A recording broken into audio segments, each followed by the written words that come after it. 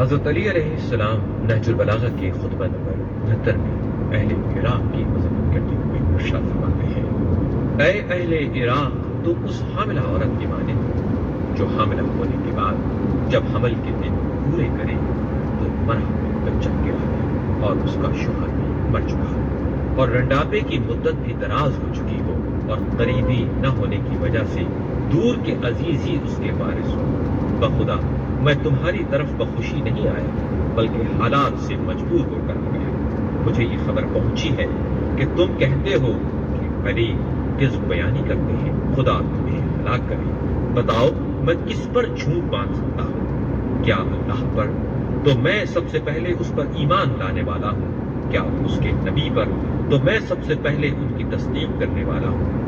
حضرت علی علیہ السلام ارشاد فرماتے ہیں، خدا کی قسم ایسا ہرگز نہیں، بلکہ وہ ایک ایسا انداز کلام تھا جو تمہارے سمجھنے کا نہ تھا اور نہ تم میں اس کے سمجھنے کی اہلیت تھی۔ خدا تمہیں سمجھے، میں تو بغیر کسی عوض کے علمی جواہر ریزے ناپ کر دے رہا ہوں۔ کاش کہ ان کے لیے کسی کے ظرف میں سمائی ہوتی۔ ٹھہرو، کچھ دیر بعد تم بھی اس کی حقیقت جان لیں گے۔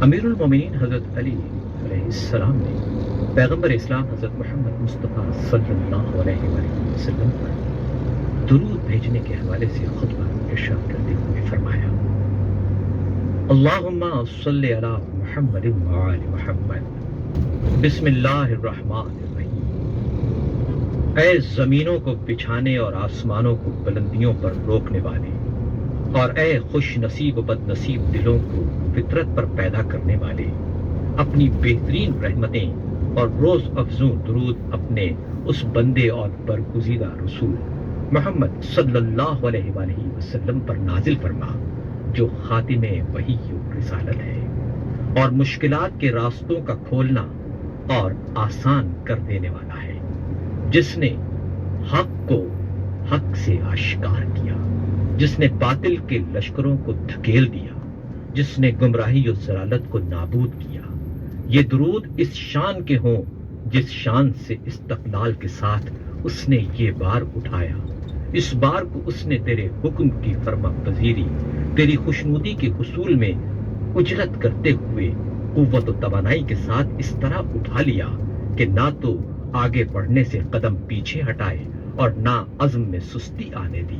اس نے تیری وحی کو محفوظ کیا، تیرے عہد و پیمان کی نگہداشت کی، تیرے فرمان نافذ کر کے رہا، یہاں تک کہ علم و دانش، خدا پرستی اور حق پرستی کی آگ بھڑک اٹھی، غلط راستوں کے چلنے والوں پر حق کا راستہ کھل گیا، گناہوں اور فطروں میں ڈوبے ہوئے دل و دماغ اس کے طفیل میں ہدایت پا گئے اور انہوں نے واضح نشانات کو قائم کیا اور نورانی احکام جاری فرمائے۔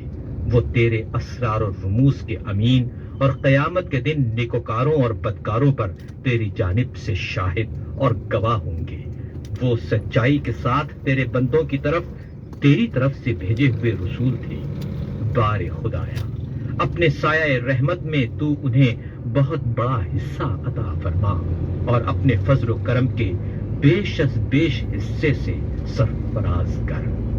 ان کے دین کی شان کو تمام بانیان دین کی عمارت سے بلند و بالا کر اور ان کے درجہ و منزلت کو اپنے نزدیک گراں قدر قرار دے اور ان کے نور کو اور کمال تک پہنچا تاکہ تمام دنیا اس سے بہرور ہو۔ مقبول گواہی، اچھے کلام، قول فیصل کے اعتبار سے انہیں بہترین جزا دے۔